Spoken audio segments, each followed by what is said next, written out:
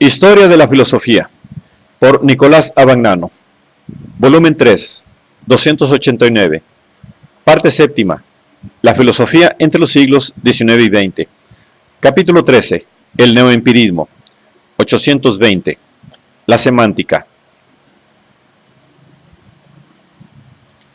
En La sintaxis lógica del lenguaje, 1934, Carnap concebía la lógica en la que se identificaba todo el propósito de la filosofía como pura sintaxis o arte combinatorio al que permanecía ajena la consideración del significado de los términos. Carnap afirmaba entonces que una lógica especial del significado es superflua. Pero los años inmediatamente después de la aparición de la obra citada, Carnap se fue interesando cada vez más por los problemas inherentes a la teoría del significado, esto es, por la semántica en sentido estricto. Sus investigaciones sobre el principio de verificabilidad, sobre las modalidades, sobre la probabilidad y la inducción, nacieron precisamente de este nuevo interés por la semántica, a la que Carnap dedicó en 1941 su obra Introducción a la semántica, estableciendo al mismo tiempo las relaciones entre semántica y sintaxis en otro escrito titulado Formalización de la lógica, 1942. Carnap declaró que aceptaba la división propuesta por Morris de la semiótica en sintaxis, semántica y pragmática. La semántica contiene la teoría de lo que habitualmente se llama el significado de las expresiones y, por tanto, el estudio que conduce a la construcción de un diccionario que traduce el lenguaje objeto en el metalenguaje.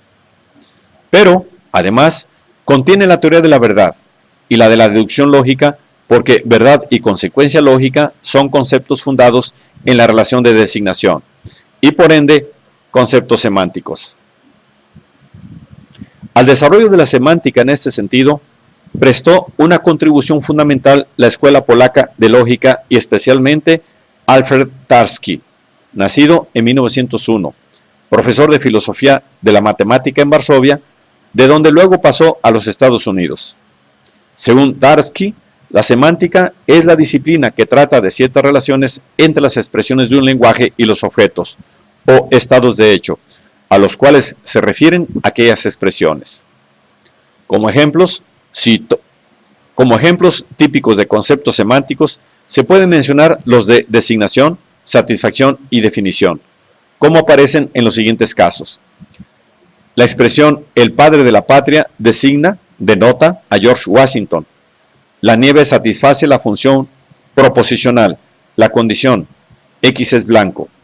La ecuación 2x igual a 1 determina unívocamente el número 1/2. Por otro lado, la palabra verdad es de una naturaleza diferente. Expresa la propiedad o denota una clase de ciertas expresiones, es decir, de los enunciados. Basándose en la teoría tradicional de la verdad, teoría de la correspondencia, un enunciado es verdadero si corresponde a la realidad, o, como también puede decirse, si designa un estado de cosas existente. Más precisamente puede decirse, el enunciado "la nieve es blanca" es verdadero si y solamente si la nieve es blanca. La frase "la nieve es blanca", cuando se coloca entre comillas, pertenece al lenguaje objeto, esto es, al lenguaje de que se habla. Dicha frase puede ser considerada como un nombre, porque el objeto de que se habla se representa siempre por un nombre. En cambio, la frase "la nieve es blanca", empleada sin comillas, pertenece al metalenguaje, es decir, al lenguaje con que hablamos del primer lenguaje y en cuyos términos desearíamos construir la definición de verdad para el primer lenguaje.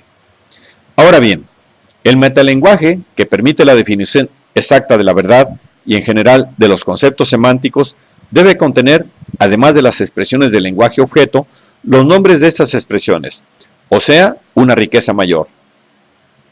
La distinción entre lenguaje objeto y metalenguaje permite, según Tarski, eliminar la famosa antinomía del mentiroso, porque la frase "yo miento" se entiende en el sentido del "yo miento" al decir P, donde P es un enunciado del lenguaje objeto y no pertenece al metalenguaje en que se expresa la frase "yo miento".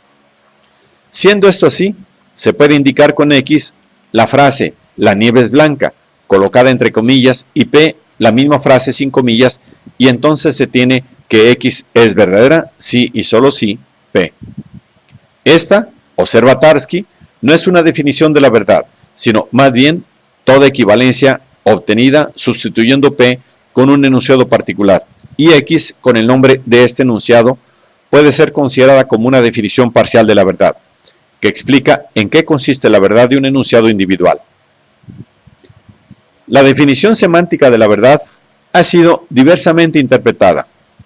Por un lado, ha sido entendida como si dijese que el afirmar la verdad de una proposición es lógicamente equivalente a afirmar esta proposición. Así lo hace Max Black en Lenguaje y Filosofía de 1952. Por otro lado, se ha interpretado como si pretendiese sustituir al viejo concepto de correspondencia el de satisfacción y plenitud, en el sentido de que el enunciado la nieve es blanca es verdadero si la nieve satisface la función proposicional X es blanco. Así lo hace, por ejemplo, Popper.